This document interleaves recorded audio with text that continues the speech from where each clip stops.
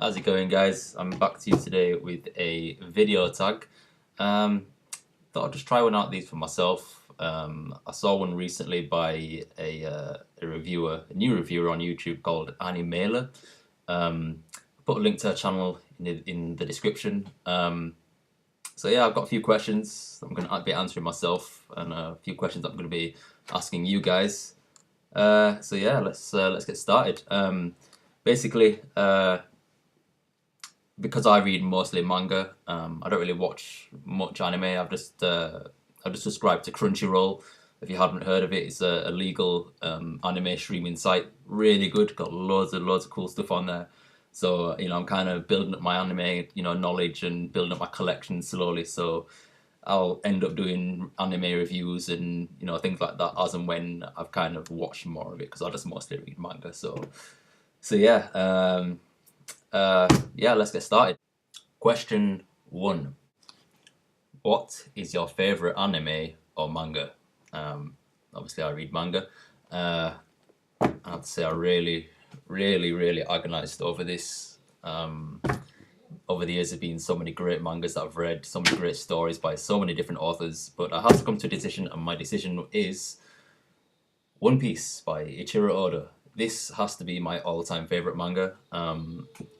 There was some close contenders to what could have been my favorite, but for how much time and money and emotion I've invested into this series and how it's just remained consistently good, there hasn't been one arc in this that I've been disappointed with to the point where I've just put it down or reconsidered my love for it or anything like that. I've always loved this series from Volume 1 Romance Dawn. I have loved One Piece, and for however many years it goes on for, I mean, it's just past the halfway point now, so it's probably going to go on for at least another 7 or 8 years, maybe even more. I'm pretty sure I'm going to be here for the duration and basically see this story out to the end.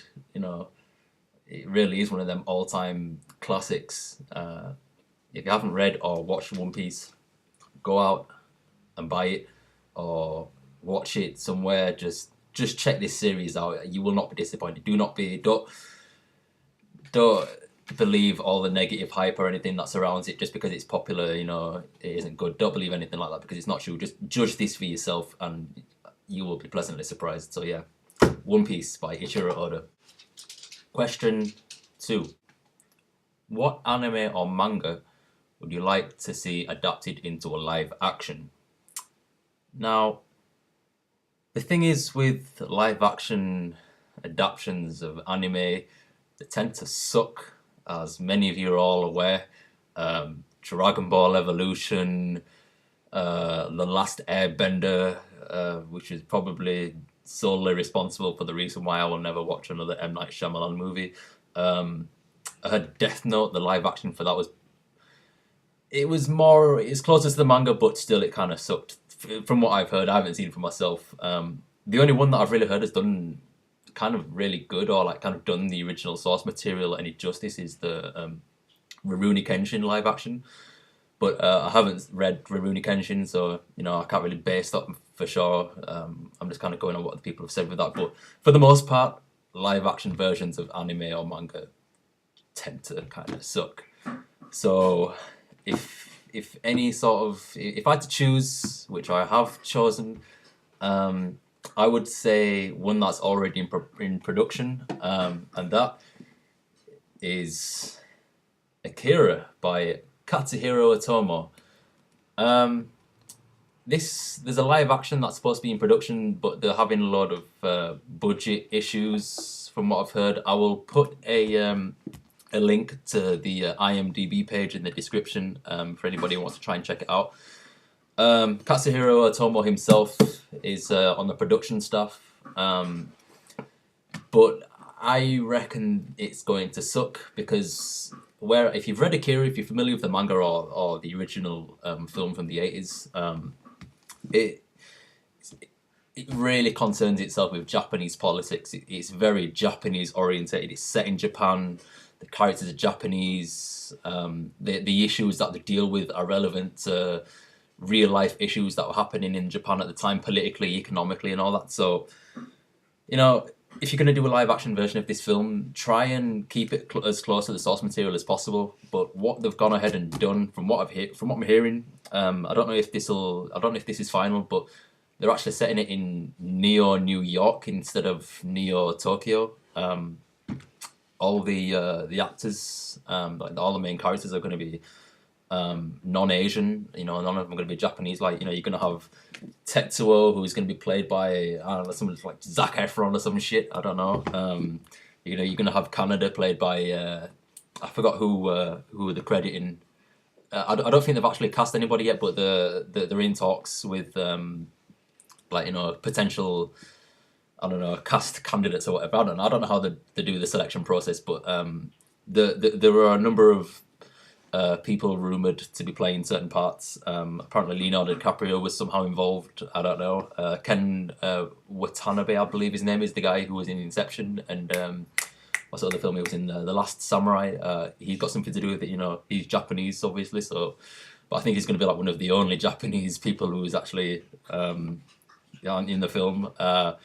So personally, I would love to see a live action version of this just to see how they do it. I mean, you've got 6 whole volumes to go through. I mean, this is only volume 5. This is like the penultimate volume, and look at the thickness of it. All of the volumes are this thick.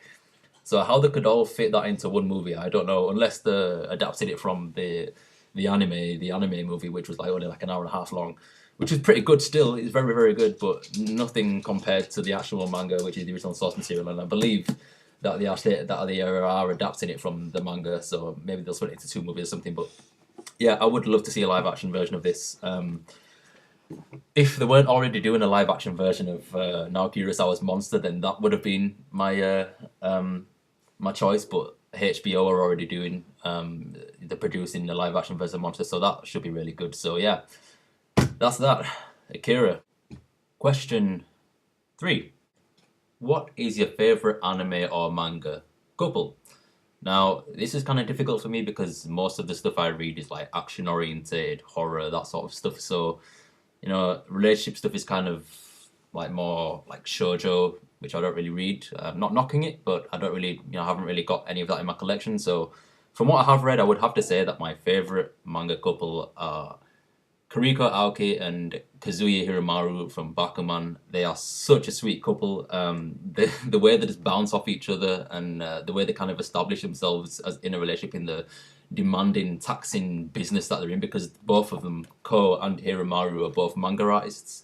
So they're all, you know, constrained by like, you know, time and, you know, scheduling and all that sort of stuff. So, you know, they're always really busy and they've always got their hands full, but, you know, they still manage to make it work. And just the hilarity of, you know, the things that they get themselves into, and, you know, the kind of, you know, like Hiromaru is really awkward with her at first, and, you know, Kariko is really shy and, you know, reserved, but yeah, they both come out to each other. You know, they both, you know, open up and, you know, kind of share experiences, and it's really sweet. Volume 18, you know, all comes to a head in this volume, and it's really hilarious. I mean, Hiromaru is actually my favorite character in the series.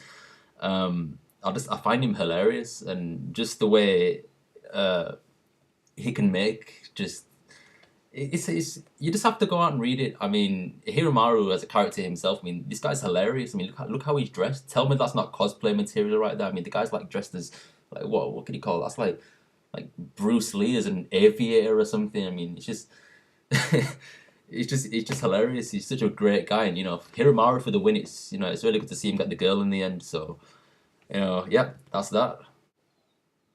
Question 4. Who is your favorite anime or manga badass? Now, again, I struggled with answering this one because there are so many things to choose from. There's so many people to choose from, so many different series to choose from, and it's just difficult. But I decided to choose somebody who, from a series that I've most recently read, and that has to be Sasaki Kojiro from Vagabond. Now, Kojiro, he's a badass on multiple levels. One, he's an excellent fighter. He's such a skilled swordsman. He's got like an innate ability to just fight. It's like an instinct. and two, how he's been written, how Takahiko Inoue has decided to write his character, because obviously Vagabond is a fictional retelling of the life of Miyamoto Musashi. So even though the characters in this series actually existed, how the characters are in the series and how they are as people, isn't necessarily true to how they were, as individuals when they were actually alive. So Kojiro, I don't know how he was originally, but how Takahiko has written him, he's deaf. He was born deaf, so he can't speak. He doesn't understand language. He can just understand like body language, and he's kind of he's like in his own world. I mean, he doesn't sign or anything like that. I mean, we're talking like years ago, like in feudal Japan. So this is years ago. I don't know if he even had sign language back then. I doubt they did. Uh, but yeah, he hasn't got like any inner dialogue or anything like that. So you basically see his life through his eyes. Sort of, it's kind of hard to explain. I mean, he's almost like he's so. I don't want to say he's like animal like, because that he's not an animal obviously, but he's really childlike in his way about things. Even when he's fighting, even when he's being violent, he's just got like this grin on his face sometimes. I mean, not like a creepy like a I'm crazy grin, just like a like he's just really something really childlike about him. But yeah, he just has this demeanor where, I mean, he's got this aura about him where you just know not to screw with him. I mean, he's such an ultimate badass. I mean, I've only just gotten up to volume 5, which is like the introduction for him, and I already love this character. Well, there he is. That's him when he's like a kid. As you can see, he's got like a little like half grin on his face. Then he just, I mean, he doesn't actually look like an intimidating guy. I mean, he just looks like a normal kid. But he just, the way he interacts with people, the way he interacts with his master and like the neighboring kids in the neighboring village, they all like kind of bully him at first because he's different. Obviously, like he's deaf, he can't communicate with anybody. But the way he like kind of integrates with them, like makes friends with them eventually, he proves himself just with his sheer power, and it's really awesome to see. He's such a great character, and I cannot wait until it gets to the fight with him and Musashi, because it will be such a showdown. I mean, I actually prefer Kojiro over Musashi so far. Musashi so far, I mean, he's more developed as a character because I've seen more of him so far, but he's shown himself also to be a bit of a coward at times, and he's overcome that. But I'm really looking forward to how far Kojiro develops, because like I said, I'm only on this big volume 5, and he's such a brilliant, entertaining character. I mean, something really different to read as well, because obviously he doesn't have any dialogue. Like you'll hear him like sound phonetic sometimes, like when he's being happy, like he'll laugh a bit or he'll cry, but obviously he doesn't speak. And when his master he's trying to teach him language, he's trying to teach him like different kanji for like why am I even talking about this series? I mean, just go out and read it. I mean, I don't want to go on about it. I'll do a review on this definitely, because it's freaking awesome. Go out and read it. Question 5. What anime or manga character would you most like to date? Kind of an embarrassing question, like, but let's go answer it. I mean, for starters, there are so many.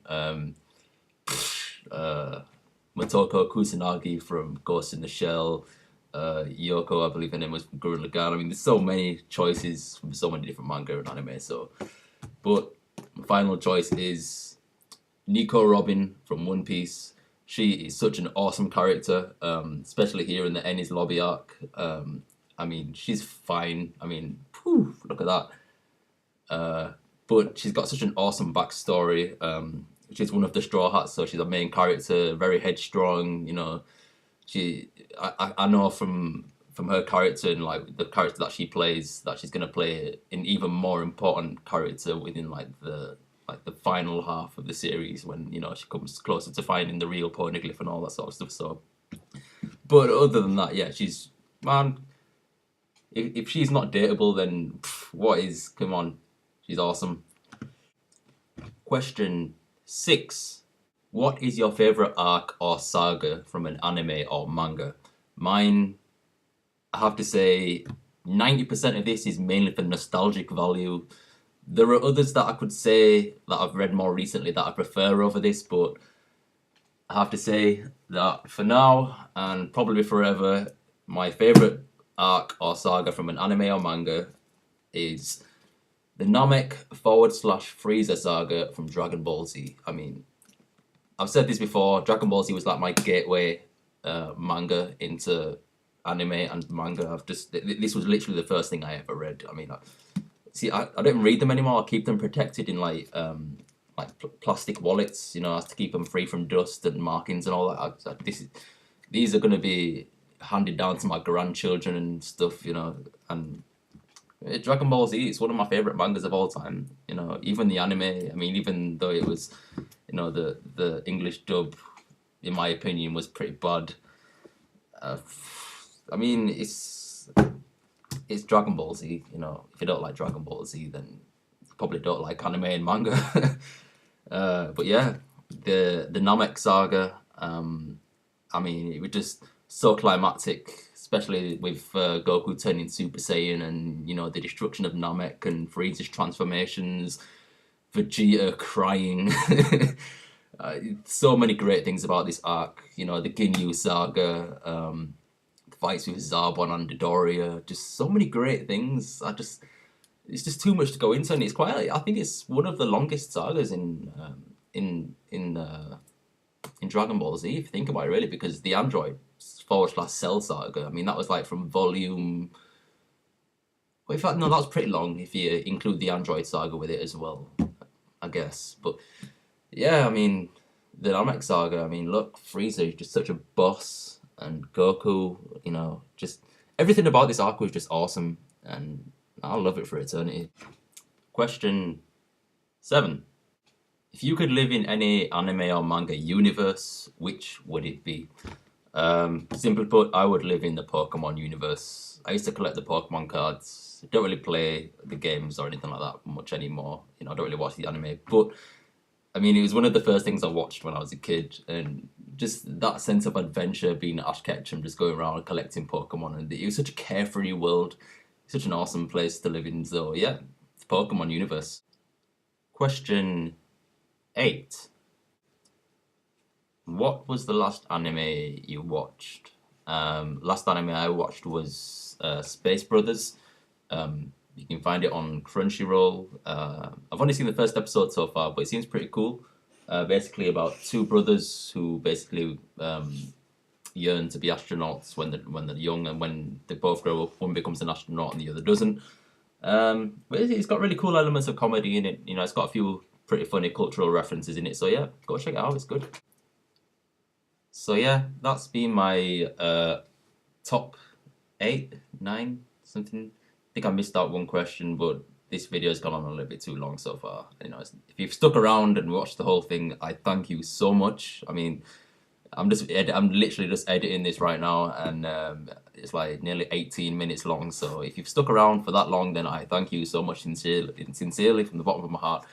One more question. I thought I'd just add my own into it. What out of all that you've watched or read, what is the most overrated anime or manga you've read? Personally, I feel that the most overrated thing I've ever read is Bleach. Just tell me what you think. If you disagree or agree with me, tell me your own thoughts. And yeah, you know, let's just discuss anime and manga. So yeah, that's me, Halman1990, signing out. Thank you.